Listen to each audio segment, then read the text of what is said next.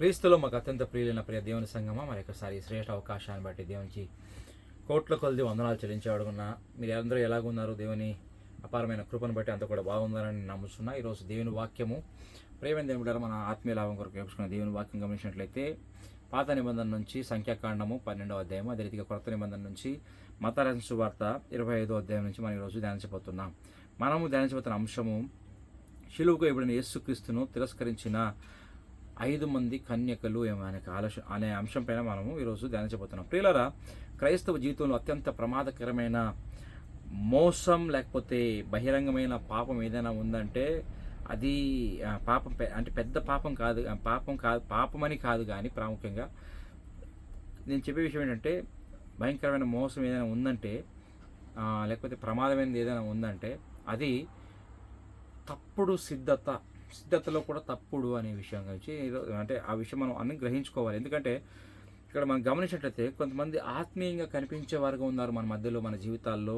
చాలామంది ఆత్మీయంగా మాట్లాడతారు, విశ్వాసంలో మంచిగా కలిసి నడుస్తూ ఉంటారు, కానీ వారు క్రీస్తును కలుసుకోవడానికి సిద్ధంగా ఉండరు. సంఖ్యాకాండంలో 12వ అధ్యాయంలో దేవునికి దగ్గరగా ఉన్నప్పటికీ హృదయం సరిగా లేని వారిని చూస్తున్నాం. మనం గమనించినట్లయితే మత్తయి సువార్త 25లో కూడా బయటకు సిద్ధంగా ఉన్నట్లు కనిపించిన వారు లోపల ఖాళీగా ఉన్న వారిని మనం చూస్తున్నాం. ఈ సందేశం మనకి ఏం హెచ్చరిస్తుందంటే దేవునికి దగ్గరగా ఉండి కూడా క్రీస్తును ఒకసారి మనము కోల్పోయే వ్యక్తులుగా ఉన్నామనే ఒక సంగతిని మనం గుర్తుంచుకోవాలి. ప్రియమైన బిడ్డలారా, దీని చరిత్ర మనం చూసుకున్నట్లయితే సంఖ్యాకాండం 12వ అధ్యాయంలో ఇజ్రాయేల్ ప్రజలు అరణ్య మార్గంలో వారి ప్రయాణంలో ఉన్న సందర్భంలో జరిగిన ఒక సంఘటన. ఇక్కడ మిర్యాము మరియు ఆరోన్లను మనం చూస్తున్నాం. వారిద్దరు కూడా నాయకులైనప్పటికీ కూడా వారి జీవితంలో గమనించినట్లయితే గర్వం మరియు అహంకారము లేకపోతే అసూయకు లోనైనట్లుగా ఇక్కడ మనం గమనించవచ్చు. అదే రీతిగా మత్తయి సువార్త 20వ అధ్యాయంలో కూడా ఒక అంత్యకాలం యొక్క ఉపమానం గురించి అక్కడ వాక్యం మనకి సెలవిస్తూ ఉంది. అక్కడ పెండ్లి కుమారుడు క్రీస్తును చూసినట్లయితే కన్యకలు విశ్వాసులకి సూచనగా ఉన్నారు. అంత మాత్రమే కాదు, ఈ నూనె ఏదైతే ఉందో అది పరిశుద్ధాత్మకు సూచనగా ఉంది. దానితో పాటు సిద్ధపాటుకు కూడా మనకు సూచనగా ఉందనే విషయాన్ని గ్రహించుకోవాలండి. మనం చూసుకున్నట్లయితే ప్రేమైన దేవులారా, రోమీయులకు రాసిన పత్రిక 8వ అధ్యాయం 9వ వచనంలో అయితే మీరు దేవుని వాక్యం సెలవిస్తూ ఉంది ఏంటంటే, ఒకవేళ మీరు దేవుని ఆత్మ లేని వారైతే క్రీస్తునికి సంబంధించిన వారు కాదని అక్కడ వాక్యం సెలవిస్తుంది. దేవుని ఆత్మ మీలో నివసించుచున్నాడలా మీరు ఆత్మ స్వభావం గలవారునే కానీ శరీర స్వభావం గలవారు కారు. ఎవడైనను క్రీస్తు ఆత్మ లేని వాడైతే ఆయన వాడు కాడు. క్రీస్తు ఆత్మ మనలో లేకపోతే ఆయన వాడు కాడు అని దేవుని వాక్యము సెలవిస్తూ ఉంది. ఇంకో చోట ఇక్కడ అపోస్తలుడైన పౌలు అంటాడు 2 తిమోతి 3:5లో, పైకి భక్తి గల వారి వలె ఉండి దాని శక్తిని ఆశ్రయించని వారై యుందురు, ఎట్టి వారికి విముఖుడై ఉండి అని చెప్తున్నాడు. పైకి మాత్రం భక్తి వేషం ఉంటుంది, కానీ భక్తి యొక్క శక్తిని దానిపైన ఆశ్రయించకుండా పైన భక్తి వేషాలు పైన మాత్రమే ఉంటాయి, కానీ దాని శక్తిని తెలుసుకోనికుండా కొంతమంది వ్యక్తులు మన జీవితంలో చూస్తూ ఉంటాం. అలా ఉండొద్దని అపోస్తలుడైన పౌలు తన ఆత్మీయ ప్రియకుమారుడు అనే తిమోతికి చెప్తున్నాడు. అంత మాత్రం కాదు, తీతులో కూడా 1:16 అంటే దేవుని ఎరుగుదుమని చెప్పుకుందరు కానీ అసహ్యులు అవిధేయులను ప్రతి సత్కార్యము విషయము భ్రష్టులనై ఉండి తమ క్రియల వలన ఆయనను ఎరగమన్నట్టున్నారు. ఇక్కడ ఏమంటున్నాడు? మేము దేవుడిని తెలుసని చెప్పుకుంటారు, కానీ వారు అసహ్యులు అవిధేయులను ప్రతి సత్కార్య విషయంలో భ్రష్టులనై ఉండి తమ క్రియల వలన ఆయనను ఎరగమన్నట్టున్నారు. ఇక్కడ చూడండి, వారి క్రియలను బట్టి దేవుణ్ణి ఎరగమన్నట్టున్నారు అంటే దేవుడిని తిరస్కరించినట్టు ఇక్కడ అర్థమవుతా ఉంది. పైకి భక్తిగా ఉంటారు, కానీ భక్తి యొక్క శక్తిని దాన్ని తెలుసుకోరు. అంతేనా? వాక్యం చెప్తుంది క్రీస్తు ఆత్మ లేనివాడు క్రీస్తు ఆయన వాడు కాడు అని దేవుని వాక్యం సెలవిస్తుంది. అదే రీతి ఇక్కడ కూడా చూసుకున్నట్లయితే దేవుని ఎరుగుదని చెప్పుకుంటారు, కానీ అసహ్యులను అవిధేయులను ప్రతి సత్కార్య విషయం భ్రష్టులైనండి తమ క్రియల వలన అంటే వాళ్ళు చేసే పనుల వలన ఆయనను ఎరగమన్నట్టున్నారు. అంటే తెలియని వారుగా ఉన్నారు. తెలుసు మాకు అన్నీ అనుకుంటున్నారు, కానీ వారు తెలియదు, వారి దేవుడే తెలియదు అంటే దేవుడిని తిరస్కరించే వారు ఇక్కడ కనపడతా ఉన్నారండి. ఇక్కడ ఎందుకు ఈ మాట చెప్తున్నానంటే ఇక్కడ ఆరోను మిర్యాము పాత నిబంధనలో కూడా వారి జీవితం అలాగే ఉంది. అదే రీతిగా క్రొత్త నిబంధనలో కూడా మనం చూస్తే బుద్ధి లేని 5 మంది కన్యలు కూడా పైకి సిద్ధపాటు కనపడతా ఉంది, కానీ వారి జీవితంలో ముందు మనం ధ్యానించబోతున్నాం వారు కూడా అలాగే ఉన్నారండి. మనం ముందుకెళ్తే కనుక ప్రేమైన దేవుని బిడ్డలారా, ఇక్కడ చూడండి ఎందుకు ఇక్కడ వస్తుంది. ఇక్కడ 12వ అధ్యాయం సంఖ్యాకాండం 12వ అధ్యాయం చూసుకున్నట్లయితే రిజెక్షన్ త్రూ ద ప్రైడ్ అంటే గర్వం ద్వారా వచ్చినటువంటి ఒక తిరస్కారం అని ఇక్కడ మనం చూస్తున్నాం. ఇక్కడ ఏం గమనిస్తున్నాం ప్రేమ దేవుని బిడ్డలారా, మిర్యాము మరి అహరోనులు వాళ్ళు ఏమంటున్నారు, యెహోవా కేవలం మోషే ద్వారానే మాట్లాడతాడా, ఇంకెవరి ద్వారా మాట్లాడ్డా అంటున్నారు. అంటే ఇది ఒక ప్రశ్న ఇచ్చినట్టు కాదు, కానీ ఇక్కడ ఏమవుతుందంటే గమనించండి, ఇది ఒక తిరుగుబాటు స్వభావంగా కనబడతా ఉంది, లేకపోతే తిరస్కరించే స్వభావం కనబడతా ఉందండి. ఎందుకు ఈ మాట అంటున్నానంటే, ప్రియమైన దేవుని బిడ్డరా, మోషేను ఎన్నుకున్నది ఎవరు? దేవుడు. మోషే చేత ఎన్నుకోబడిన నాయకుడు దేవుడు, క్షమించండి, దేవుని చేత ఎన్నుకోబడిన నాయకుడు మోషే. అందుకే కింద వాక్యాలు దేవుని అదే మనం గమనించినట్లయితే మోషే గురించి చాలా స్పష్టమైన శ్రేష్టమైన సాక్ష్యాన్ని దేవుడు అక్కడ మాట్లాడుతూ ఉన్నాడు. నా ఇల్లంతటిలో నమ్మకస్తుడు మోషే అంటున్నాడు, సాత్వికమైన గలవాడు అంటున్నాడు. అంతమాత్రం కాకుండా నన్ను ప్రత్యక్షంగా చూడగలిగిన అవకాశం ఉన్నటువంటి వ్యక్తి మోషే అంటున్నాడు. నేను ప్రత్యక్షంగా డైరెక్ట్గా మోషేతో నేను డైరెక్ట్గా కూడా మాట్లాడతానంటాడు. నేనే అంటే ఇక్కడ ఎంత శ్రేష్టమైన సాక్ష్యం చెప్తాడు అంటే ఎవరు ఇక్కడ మనం గమనించవలసిన విషయం ఏంటి, మనకు కావాల్సింది ఏంటంటే ఇక్కడ మోషే ఎన్నుకున్నది ఎవరు? దేవుడే. ఇక్కడ అహరోను మరి మిర్యాములు చూసుకున్నట్లయితే ఇది వారు కూడా ఒక మోషే తర్వాత నాయకత్వం తర్వాత వీళ్ళు నాయకత్వంలో ఉన్నా కూడా, వీళ్ళు నాయకుల స్థానంలో ఉన్నా కూడా, అంటే భక్తి వేషంలో ఉన్నా కూడా దాని యొక్క శక్తిని తెలుసుకోలేకపోయారు. అవును కదా, ఈ మోషేని ఎన్నుకున్నది దేవుడు కదా, దేవుడు ఎన్నుకున్నప్పుడు దేవుడి మాటను మనం తిరస్కరించకూడదు, దేవుని వ్యక్తిని తిరస్కరించినట్టు దేవుని నిర్ణయాన్ని దేవుని అధికారాన్ని తిరస్కరించినట్టు కదా అని వారు గ్రహించుకోలేకపోయారు. ఇక్కడ అల్టిమేట్గా వారు చేస్తున్న కార్యం ఏంటి? దేవుడి నాయకత్వాన్ని వారు ప్రశ్నించినప్పుడు, దేవుని నాయకత్వాన్ని తిరుగుబడినప్పుడు దేవుని తిరస్కరించినట్లు అవుతుంది. అక్కడ గమనించుకోవాలి ప్రియమైన దేవుడారా. అంటే ఇక్కడ వారి యొక్క గర్వాన్ని బట్టి, వారి యొక్క అసూయత స్వభావాన్ని బట్టి ఇక్కడ దేవుని తిరస్కరిస్తూ ఉన్నారండి. చాలాసార్లు మన జీవితాల్లో కూడా అలాగే ఉండేవారుగా ఉన్నాం. కొన్ని విషయాలు మనం సహించుకోలేము, దేవుడి నిర్ణయాలు మనం సహించుకోలేం, దేవుడి నాయకులు మనం సహించుకోలేము, మన జీవితాలు కూడా అలాగే మాట్లాడేవారు. కానీ ఇక్కడ అల్టిమేట్గా మనం ఎవరిని తిరస్కరిస్తున్నామంటే దేవుడినే తిరస్కరిస్తున్నాం ఈరోజు. అందుకే గమనించిన వాక్యం ఇలా సెలవిస్తూ ఉంది. సామెతలు మనకి 16:18 చూసినట్లయితే, పడిపోటకు ముందు గర్వం నడుచును, నాశనానికి ముందు ఆ మాట ఒకసారి చదువుకుందాం. సామెతలు 16:18, నాశనమునకు ముందు గర్వం నడుచును, పడిపోటకు ముందు అహంకారమైన మనస్సు నడుచును అంటుంది. చూడండి, అంత మాత్రం కాకుండా యాకోబు 4:7 కూడా చూసినట్లయితే, యాకోబు పత్రిక 4:6 కూడా అక్కడ అహంకారం దేవుడు ఎదిరించేవాడు, దీనులకు కనికరం చూపేవాడు కానీ దేవుడు వాక్యం సెలవిస్తూ ఉంది. దేవుడు అహంకారాలను ఎదిరించి దీనులకు తన కృపను అనుగ్రహించునని లేఖనము చెప్పుచున్నది అని చెప్తున్నాడు. ప్రేమని దేని బిడ్డారు. అంతే మాత్రం కాకుండా యెషయా గ్రంథంలో మనం 14వ అధ్యాయం చూసుకున్నట్లయితే అక్కడ ఒక ఉదాహరణ మీకు చూపించాలని ఇష్టపడుతున్నా. చూడండి, గర్వం వచ్చే నష్టాలు చూడండి. నేను ఆకాశంను ఎక్కిపోదును, దేవుని నక్షత్రములకు పైగా సింహాసనం నెచ్చింతును, ఉత్తర దిక్కున సభాపర్వతం మీద కూర్చుందును, మేఘమండలం మీద మీకు ఎక్కుదును, మహోన్నతునితో నన్ను సమానునిగా చేసుకుందునని నీవు మనస్సులో అనుకుంటేవి కదా, నీవు పాతాళం నరకంలో ఒక మూలకు త్రోయబడితేవే అని అటువంటి వాక్యం ఉంది. ఇక్కడ ఇది హిస్టారికల్గా చూసుకుంటే బబులోన్ రాజు గురించి మాట్లాడేది. అంత మాత్రం కాకుండా ఆత్మీయంగా చూసుకుంటే సైతానికి పోల్చి వాక్యాన్ని చెప్పేవారుగా ఉన్నారు చరిత్రకారులు. ఎందుకంటే ఇక్కడ ఏం కనబడుతుందంటే గర్వము. అదేవిధంగా బబులోన్ మహారాజు కూడా దేవుడి కంటే ఎక్కువ ఉన్నవాడు అనుకున్నాడు, పడిపోయినట్టుగా చూస్తున్నాం. అదే రీతిగా చూసినట్లయితే సైతాన్ కూడా అన్ని దేవుడి కంటే ఎక్కువ అవ్వాలనుకున్నాడు, పాతాళంగా దెబ్బపడినట్లుగా మనం చూస్తున్నాం. ఎందుకు ఏంటంటే ఇక్కడ వారికి వచ్చింది, ఎక్కడ ఏమొచ్చింది వారికి, వారి జీవితంలో గర్వం అహంకారం వచ్చేసింది.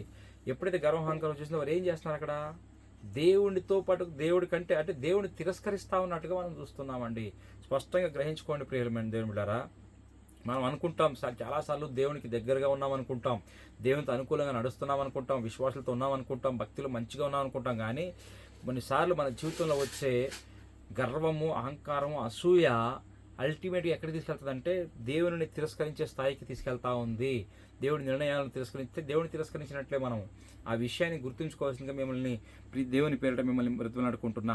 చూడండి, ఇక్కడ ప్రేమైన బిడ్డలారా, ఇక్కడ మిర్యాము అహరోనులు ఇలాగ అంటున్నారు, యెహోవా మోషే ద్వారానే మాట్లాడుతుంది మీకు చెప్పి. అంటే ఇది కేవలం ప్రశ్న కాదు, కానీ ఇది స్పష్టమైన తిరస్కారానిగా మనము గమనించవచ్చు.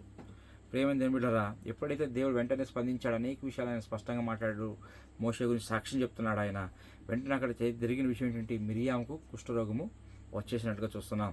చూడండి, ఆత్మీయ సత్యం మనం గ్రహించుకోవాల్సింది, మరలా చెప్తున్నా, మనం గ్రహించుకోవాల్సిన ఆత్మీయ సత్యం ఏంటంటే గర్వం మనల్ని దేవుని నుండి దూరం చేసేదిగా ఉంది, దేవుని తిరస్కరించే వ్యక్తులుగా మనల్ని చేసేదిగా ఉంది. గ్రహించుకోవాలి ఇక్కడ. చూడండి, అంత మాత్రం కాకుండా మనం కొత్త నిబంధనలోకి వెళ్తే రిజెక్షన్ త్రూ ద అన్ప్రిపేర్డ్నెస్, ఇక్కడ ఏం కనబడతా ఉంది, వారు ఆ సిద్ధపాటు లేని కారణంగా తిరస్కరించినట్లు కనబడతా ఉంది దేవుణ్ణి. చిలువుకు ఇవ్వబడిన యేసుక్రీస్తును వారి యొక్క సిద్ధపాటు లేని స్వభావాలను ఇక్కడ తిరస్కరిస్తున్నట్టుగా కనబడతా ఉంది.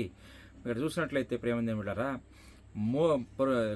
ఏంటిది, బుద్ధి లేని కన్యకలు ఈ దీపాలు ఉన్నాయి, వారి దాంట్లో నూనె లేదు. వారికి ఆచారం ఉంది కానీ, భక్తి ఆచారం ఉంది కానీ సంబంధం, దేవునితో సంబంధం వారికి లేనట్లుగా మనం చూస్తున్నాం. ఎప్పుడైతే పెళ్లి కుమారుడు వస్తాడో వారు తలుపు మూసివేయబడినట్టుగా మనం వాక్యంలో చూస్తున్నాం. ఇక్కడ ఆత్మీయ సత్యం ఏంటంటే సిద్ధతను ఖచ్చితంగా ఎటువంటి పరిస్థితులు కూడా అప్పును తీసుకోవడానికి సాధ్యం లేదండి. సిద్ధత అనేది ఇక్కడ వైయక్తికంగా అనేది ఇంపార్టెంట్, గుర్తుపెట్టుకోవాలి.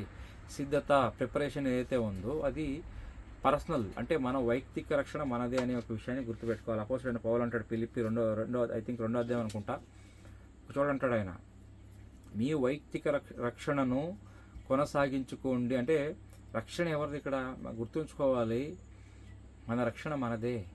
మన రక్షణ విషయంలో మన సొంత తల్లికి సంబంధం లేదు, సొంత తండ్రికి సంబంధం లేదు, నీ సొంత భార్యకు సంబంధం లేదు, నీ కుమారుడికి సంబంధం లేదు. అంటే నీ యొక్క రక్షణకు ఎవరో ఇంకొకరు తెచ్చి అప్పు ఇవ్వరు. నీ సిద్ధపాటుకు, నీ సిద్ధపాటు నువ్వే చేసుకోవాలనేది ఇక్కడ దేవుని వాక్యం భాగంగా నేను హెచ్చరిస్తా ఉన్నా. సిద్ధపాటు అనేది ఇంకొకరు తెచ్చిస్తే మనకి అది సరిపోయేది కాదండి. గమనించండి, ఈ ఆత్మీయ సత్యాన్ని మీరు గ్రహించుకోవాలి. ఇక్కడ చూడండి, ఈ బుద్ధి లేని కన్యకలు ఏం చేస్తున్నారు, ఎప్పుడైతే పెళ్లి కుమారుడు వస్తాడని చెప్పి ఆ సందర్భంలో సిద్ధపడిన కన్యల దగ్గరికి వెళ్ళి మాకు కూడా కొద్దిగా నూనె ఇమ్మంటే, మాకు కుదరదు, మీకు ఇస్తే మాకు సరిపోదు, మీకు రాదు మాకు రాదు, మీరు వెళ్ళి మార్కెట్లోకి తెచ్చుకోండి అన్నప్పుడు, అంటే ఇక్కడ ఏం గమనించాలి మనము, మన కొన్నిసార్లు అంటే ఇక్కడ ఈ వీరు చేస్తున్న కార్యం ఏంటి, నిర్లక్ష్యం. సిద్ధపాటు లేని స్వభావం వలన, నిర్లక్ష్యం వలన అక్కడ దేవుడిని తిరస్కరిస్తా ఉన్నారు, వాళ్ళు ఎదుర్కోలేకపోయారు. ఇలాంటి సందర్భంలో దేవుడు అక్కడ ఏం చెప్తున్నాడు, మనం కొన్ని విషయాలు చూసుకున్నట్లయితే మత్తయి రాసిన సువార్త 27వ అధ్యాయంలో కూడా ఒక మాట ఉంటుంది. అదే మాటకు మీకు ఆ విషయం చూపించడం ఇష్టపడుతున్నా.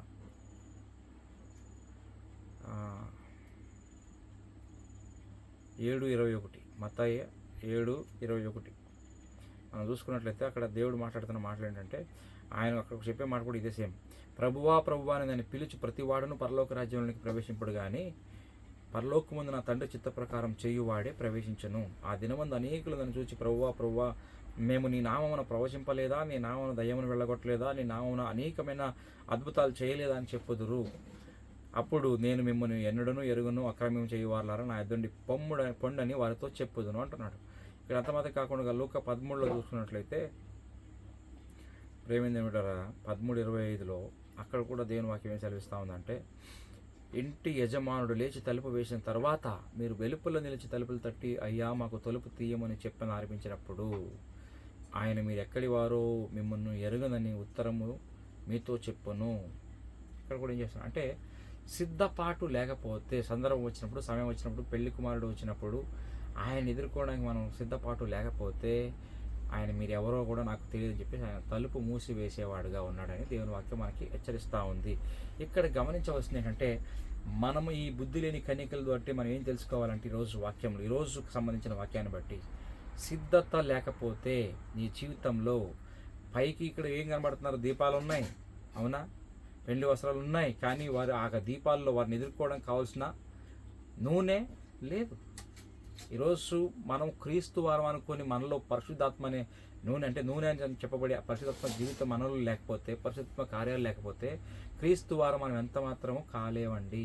పైకి భక్తి వేషం వేసుకొని ప్రభువా ప్రభువా ప్రభువా అన్న వాళ్ళంతా ఆయన రాజ్యానికి సంబంధించి చేర్చుకోవడం ఆయన గ్రహించుకోవాలి. ఈరోజు చాలా ప్రాముఖ్యమైన అంశం ఏంటంటే, మన సిద్ధపాటు లేని స్వభావము, మన పైకి భక్తి వేషం వేసుకుని దాని శక్తిని ఆధారం చేసుకోకుండా, ఆత్మను ఆధారం చేసుకోకుండా మన సొంత కార్యాలు చేసినట్లయితే మనకి ఏం గమనిస్తూ ఉన్నామంటే, దగ్గరగా దేవునికి దగ్గరగా ఉన్నట్లు కనబడుతున్నాం కానీ ఖచ్చితంగా మనం ఆయన పెండ్లి వివాహంలో మనం ఎదుర్కోలేమని, మనం బయట ఈ బుద్ధి లేని కన్యకల వల్ల బయట ఉండే అయిపోయే అవకాశము ఉంది. గ్రహించాలి మనం కూడా. ఎందుకంటే ఈ కార్యాలను బట్టి మనం ఎవరిని తిరస్కరిస్తున్నాం, దేవుడిని మనమే తిరస్కరిస్తున్నాం, ఆయన మనల్ని తిరస్కరించట్లే.